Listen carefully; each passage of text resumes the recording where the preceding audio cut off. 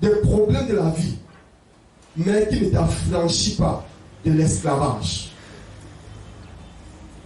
Alléluia. Tout ça se passe dans l'église.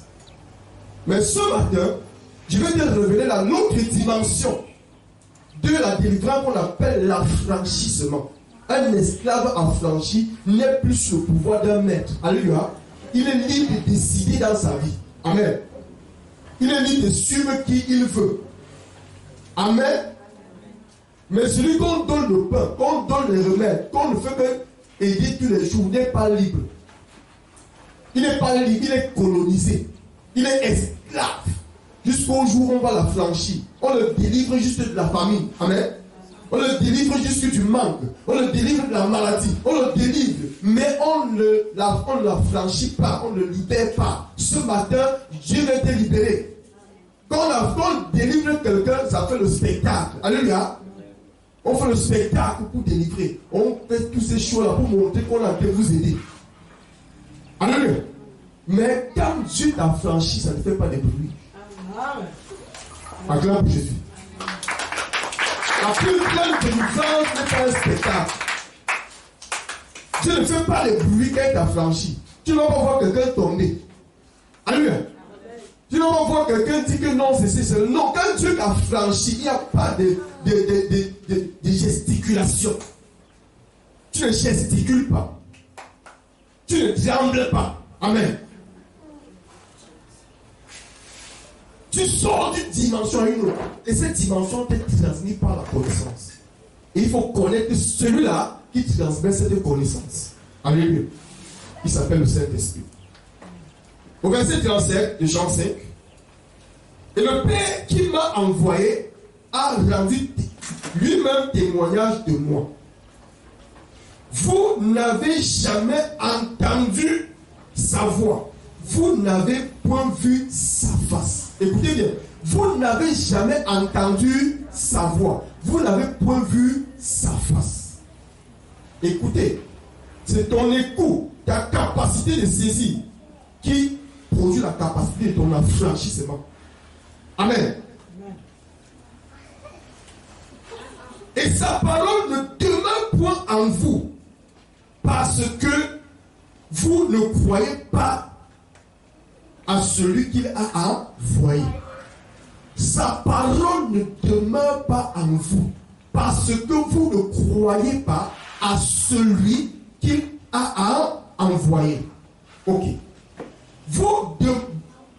Vous sondez les Écritures parce que vous pensez avoir en elles. Quelqu'un dit en elles. Vous pensez avoir en les Écritures la vie éternelle. Ce sont elles qui rendent témoignage de moi. Alléluia. Écoutez, ce n'est pas les Écritures qui parlent ici. C'est l'Esprit, alléluia, qui a parlé et on l'a écrit. Amen. Mais les grands prêtres, les pharisiens croyaient que lorsqu'ils ont la Bible, ils ne peuvent pas la Bible avoir la vie éternelle. Non. La vie est une personne. Amen. L'éternité est une personne. Alléluia. C'est une demeure. C'est un esprit qui parle. C'est lui qui le parle. Il dit que vous sondez l'Écriture. Vous n'avez jamais vu la face du Père ni entendu sa voix. Vous savez que vous n'habitez pas dans sa demeure. Alléluia. Je veux dire, lorsque le jour se lève, même la canne qui était obscure, on commence à dire que voici la canne. Alléluia. Qui l'a ce matin? Donc quand le jour se lève, toutes choses parlent. Tu peux distinguer toutes choses. Amen. Chacun révèle son nom à cause du jour, à cause de la lumière. Alléluia. Donc bien écoute, quand tu es dans la présence de Dieu, amen, tout ce que Dieu parle se révèle dans ta vie. Se révèle dans ta vie. Tu deviens ce que Dieu dit. Et vous n'avez jamais entendu sa face, sa voix, vous n'avez jamais vu sa face. C'est-à-dire que vous vivez dans un autre monde, vous entendez une voix et vous voyez la face de ce maître. Et vous êtes à cette forme. Alléluia. Et il dit maintenant, vous avez entendu que dans la Bible, vous avez entendu qu'il y a un Dieu. Alléluia. Qui donne la vie éternelle. Vous savez consciemment que vous êtes dans la mort éternelle. Et vous croyez que la vie éternelle vous serait donnée par les Écritures. Non, l'Écriture est morte sans l'Esprit qui a parlé. Alléluia. Donc l'Écriture l'écriture n'est que la lettre, mais l'esprit de l'écriture est dans une personne que Dieu a envoyée qui s'appelle Jésus-Christ. Et c'est Jésus qui dit que vous devez venir en moi. Ces paroles-là témoignent de moi. Le Père a parlé. C'est moi. Ces paroles-là parlent de moi. Ces paroles-là n'est pas Dieu. L'écriture n'est pas Dieu. L'écriture parle de Dieu. Et moi, je suis ce Dieu qui vous parle. Mais vous ne voulez pas croire en moi. Vous croyez aux Écritures. Vous croyez que l'Écriture peut vous délivrer. Amen. L'Écriture ne peut changer la vie de personne sans l'esprit de l'Écriture. Il faut l'esprit de l'Écriture pour t'enseigner l'Écriture. Amen. Amen. Et l'esprit de l'Écriture est dans une personne investie par Dieu et envoyée. C'est pourquoi quand tu es dans les églises religieuses, alléluia, ils sont remplis de l'esprit des ténèbres et ils enseignent l'Écriture. Qu'est-ce qu'ils vous donnent? Ils vous donnent toujours l'esprit des ténèbres. Parce que c'est leur esprit qui te transmet, qui s'incarne en toi. C'est l'esprit qui parle, qui s'incarne en toi. C'est l'esprit que tu vois qui s'incarne en toi. Bien qu'il peut te dire des bonnes choses, mais ces bonnes choses n'ont aucune valeur si l'esprit de ces choses n'est pas là pour l'accomplir. Qu'est-ce que donc tu dois connaître que ta demande, la demande de la grâce, c'est la demande de l'esprit de Dieu. Tu as besoin de connaître cet esprit. Et connaître cet esprit, c'est changer de demeure. Amen. Et changer de demeure, c'est être affranchi. Alléluia. Être affranchi, c'est de demeurer désormais dans la terre de la grâce. Dans la demeure de la grâce. Dans la demeure de la santé. Dans la demeure de la vérité. Dans la demeure de la justice. Dans la demeure de l'amour, de la paix. Bien, mais tu ne forces pas pour aimer. Tu ne forces pas pour pardonner. Tu ne forces pas pour ne pas pécher. Tu ne forces rien. Tu ne forces rien. Tu demeures là où ces choses coulent. Et ces choses s'incarnent en toi quand Dieu parle. Tu deviens ce que Dieu est. Tel Père, tel Fils. Tu es différent de celui qui n'est pas dans la demeure de Dieu et qui est dans la demeure de Satan et en qui on fait des miracles, des spectacles. On dit, ça, cet homme de Dieu va venir, il va faire des miracles, des spectacles et toutes ces choses-là. Bien, mais aussi longtemps que tu reçois cette bénédiction au désert, cette eau au désert, cette manne au désert, tu vas mourir avec cette manne. Ça ne te sauve pas, ça te donne juste une joie, une joie temporaire. Alléluia. Alors que la demande de Dieu te donne une joie éternelle. Alors, est-ce que le miracle peut t'enseigner ça? Est-ce que la prophétie peut t'enseigner ça? Tout cela vient de Dieu, juste pour assouvir la sorte des hommes. Mais la véritable chose, c'est la connaissance. Amen. Amen. C'est la connaissance qui change ton environnement. Amen. Qui te permet de prendre des décisions. Qui te permet de comprendre comment te déplacer. Où est-ce que tu es tenu dans l'esprit? Alors ces hommes voulaient être affranchis et être dans la vie éternelle, croyant que l'écriture, amen, pouvait les affranchir. Non, l'écriture ne peut pas t'affranchir sans l'esprit de l'écriture. C'est pourquoi Dieu a envoyé du ciel le Saint-Esprit. L'écriture était là fort longtemps. La grâce était là. Alléluia. Mais cette grâce était écrite. Il fallait qu'elle vienne en personne afin de parler aux hommes. Amen. Pour que les hommes entendent sa voix et que sa voix leur pénètre.